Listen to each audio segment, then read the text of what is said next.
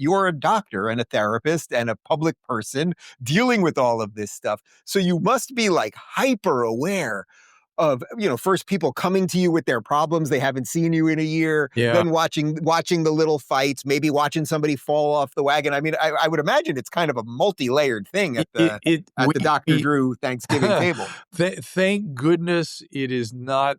We're all close throughout the year, so there's not that kind of thing. And the one thing about being a parent or a husband or whatever, or a wife, is you're just that. You're not a doctor when the doors close. If somebody has some specialized knowledge and experience, they're not interested in it. They're not. You're just who you are. Right? You don't get any to treat anybody as sort of. You think about it. If your dad or something treat them as special, it's like, he's just dad. And what does he know?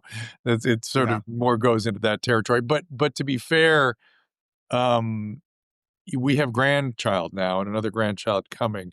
And I was, in my own family of origin, I was, speaking of gratitude, here we go, Dave. It's you and I today on the therapist couch. Let's do it. Let's do it. Wait, am I the therapist now? Go ahead, Drew. Tell me how you feel. We don't have the women to lean into this. And when we had children, a lot of my resentments of my family of origin just went away. You're just so grateful to have grandparents to be taking care of this grandchild.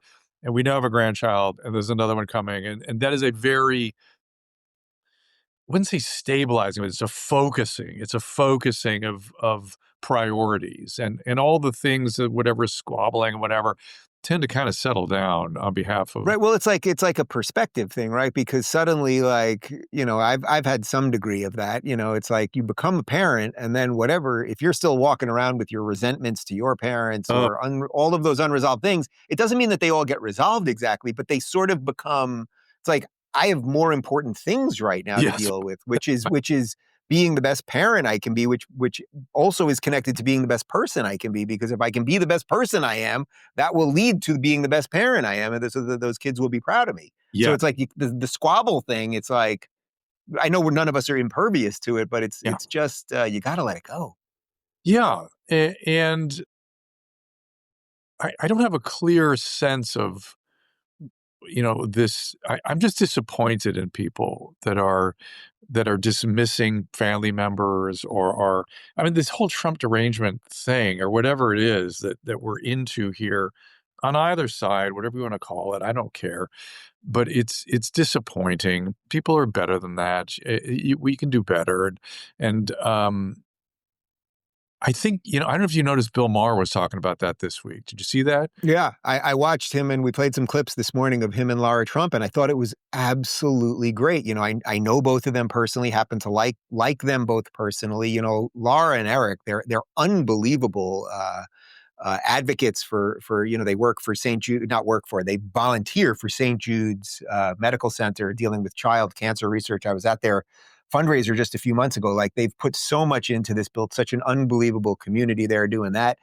Bill, I know pretty well, and he's trying very hard to be the last liberal, and that is something worth fighting for, I believe. Yeah. So to see them sit there and, kind of poke and prod a little bit, but enjoy the conversation, that's what we need more of, simply.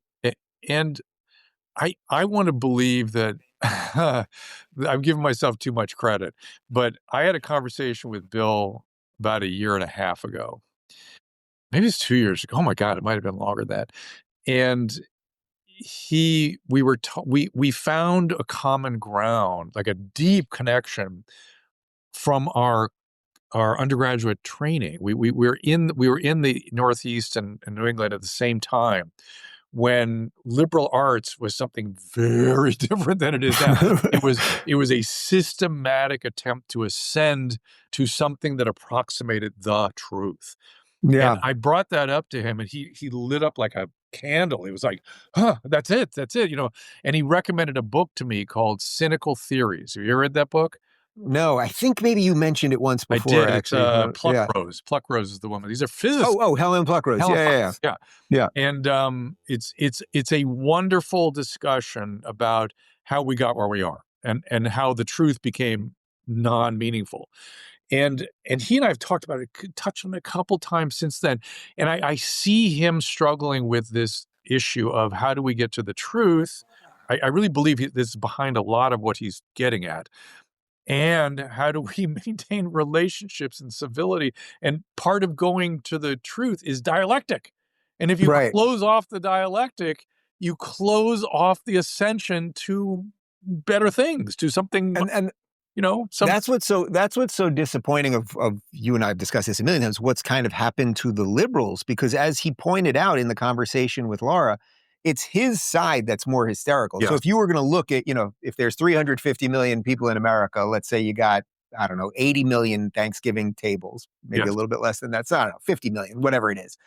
Um, if you were to like just have a camera on all of them, all the ones that are going to get into heated political debates that yeah, are going to end poorly, I don't think it's an exaggeration to say that probably 90% of the reason it will end poorly will be because of the quote unquote liberal. It's very rare to think that there's going to be a conservative sitting at a table that would be so outraged and so demanding that the other side bow yeah. that they're going to get up from the table and scream. They might get up after being insulted a bunch of times, but that's different, right? And that sort of asymmetry, that's something that I think Bill is really grappling with, which is why I really enjoyed that conversation. But I want to drill a little further into it, if you don't mind, which is Yeah. that he very quickly went into Trump as the source of all this, and the liberals are taking it to an extreme. And Laura didn't quite get to answer it. I didn't feel, and I don't know how to answer it. It's a because it's an important topic for understanding what could happen at the dinner table at Thanksgiving, which is if you say that guy's rhetoric is okay, and yet it just inflames people. Right. It's okay to say that that's not okay. I don't dig it. I don't dig it. It's not okay, but it's also not okay to go into the outrage position where you're running away from the table and angry. I don't know how you get people to be not angry necessarily.